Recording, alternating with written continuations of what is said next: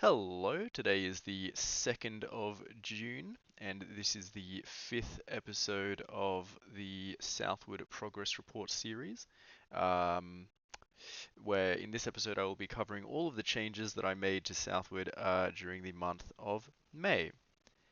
And there are a lot of them. I worked hard as hell last month for some reason. I don't know what happened. I just suddenly got all of the juice back in me to get working. So, let's go over some of the changes I made, and in the order that I made them. So the first thing I did was I added like spell levels, where spells have different levels depending on um, how leveled up the caster's casting instrument is. So let's demonstrate that here with the knight. So I'm going to get this heavy to hit this knight. There we go. So the knight is quite low. So the spellcaster is going to, on the knight, with their staff, cast Seal Wound. Boop. Spellcaster used Heal Wound on knight, which did negative 135. Let's get that weapon leveled back up. Now it's level, let's make it level 8. Now it's level 8. And we'll get the heavy to attack the knight again. So now the knight is bleeding. And if I like progress, you'll see his health bar goes down because he's bleeding. He has 117 out of 75, so that's what makes him bleed. The spellcaster is now going to cast Seal Wound again, and it did 150 this time because the spellcasting instrument was leveled up, and the knight is no longer bleeding. Now we're going to level up the staff fully, get it leveled up as much as it can. So now it's level 15. And once again, we're going to get the knight to take some hits. So now the knight is very low on health. The spellcaster is going to use the fully upgraded version of Seal Wound, which is called Wound Recovery. Did the same amount of healing, but if we beat up the knight again, we'll see that it gives him a health over time effect. So he now heals slowly over time for a duration. Spellcaster, no, not that one. There we go. Knight is no longer under the effect of wound recovery. So that's how long it lasts for. So that was the first thing I did, was I add leveled spells. The next thing I did was add AoEs. So some of the spells, like Fireball here, if we bring this caster forward, so they're casting an aim at the Dragman, and then we get all of his buddies standing close by. Cast Fireball. See that sphere? That's the effect. That's the area of effect. And Dragman Spearman and Dragman were hit by Spellcaster's Bolide, and Spellcaster used Bolide on Dragman Heavy, so Bolide is the name of the upgraded version of Fireball. And it does that little AoE. I can also bring the Spellcaster forward and get them to cast EMP, which is another AoE one. Boop. And that'll hit those three and did a big amount of damage, killed them all. So yeah, so AoEs are in the game, leveled spells are in the game, and most of the AoE spells come from leveling up spells. I'm not going to go through every single AoE spell in the game that I added. I am, however, going to talk about some new spells they added. Adopted Burdens. So the caster is going to cast on Knight Adopted Burdens. Boop. Spellcaster has chosen to adopt the burdens of Knight. So let's get this dwarf here to attack the knight. Boop. And the spellcaster took all of that damage. Dwarf used Warhammer on knight, dealing 158 damage. Spellcaster can adopt knight's burdens no longer. So basically the spellcaster took all of the damage. That's what this spell adopted burdens does. It means you take damage that is intended for others. The next change I made is in relation to the inventory menu. Let's cast on the knight the spell Butterfingers. So, boop, knight dropped their longsword. So the spellcaster casts Butterfingers on the knight, and he drops his longsword. So this tiny purple dot, that's the longsword on the ground. That's what items look like when they're on the ground. So the knight can access the inventory, and here on the ground, we've got the longsword. So we want to select the knight's right hand, and the pickup prompt will appear, and we can pick up the longsword. Now the longsword is back in his hand.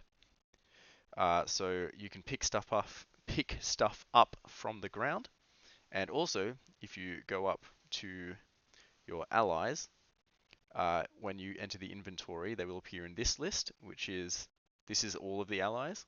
So if I select the dwarf who I'm standing next to, I can just trade with this dwarf.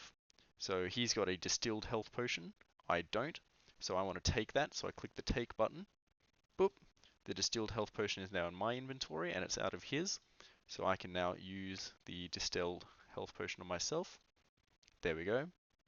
I can also take from this dwarf his weapons. So let's say I want the great shield. I would select my left hand and it says trade. Click the trade button. I now have the great shield in my left hand, and he now has the medium shield in his left hand.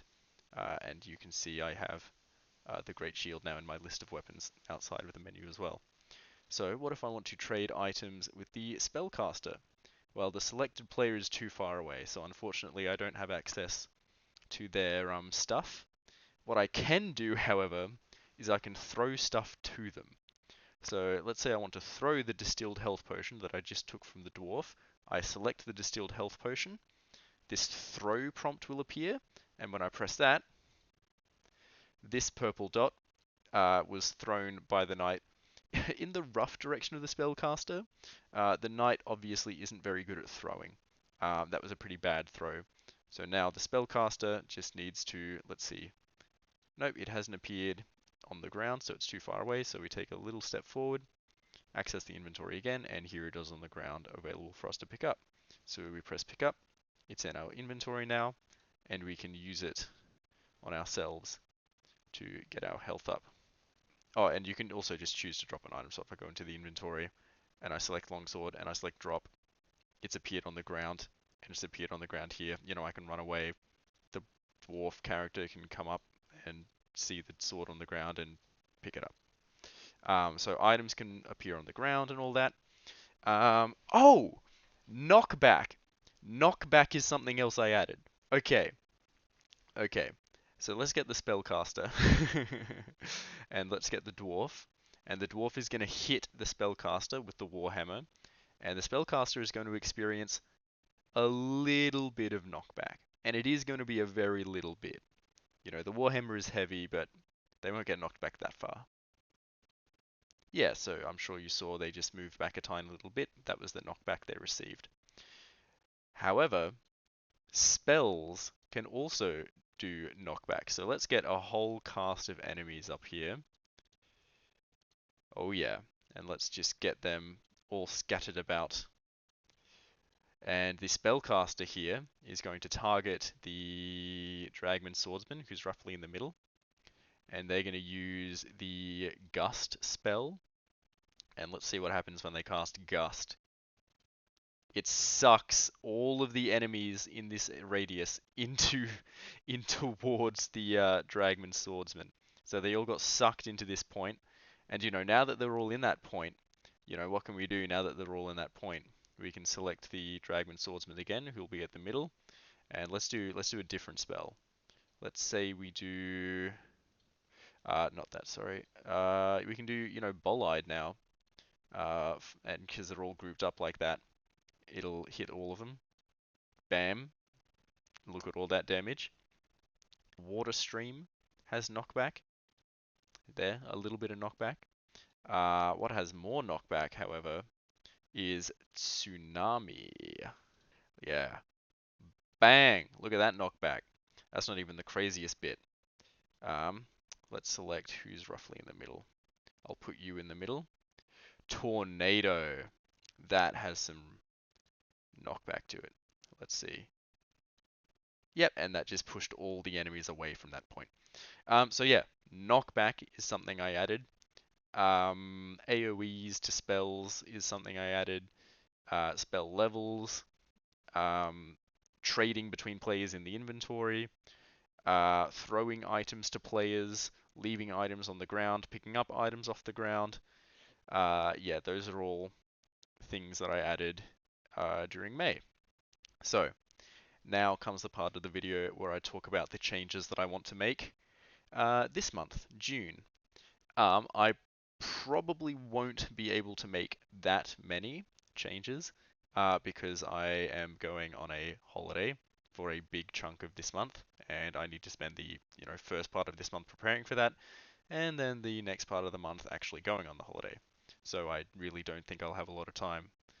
Um, so yeah, whatever I get finished in this month is whatever I get finished, and I will obviously release a report video about it by the end of this month. Um, but yeah, I'm actually really happy with all the stuff that I've managed to do um, last month and all the changes I've made. I think the game is way more dynamic. Everything's moving around a lot more. Um, your positioning on the map matters and can be adjusted by others, and I think that's really interesting. So yeah, thanks for watching, and that has been this episode of the Southward Progress Report.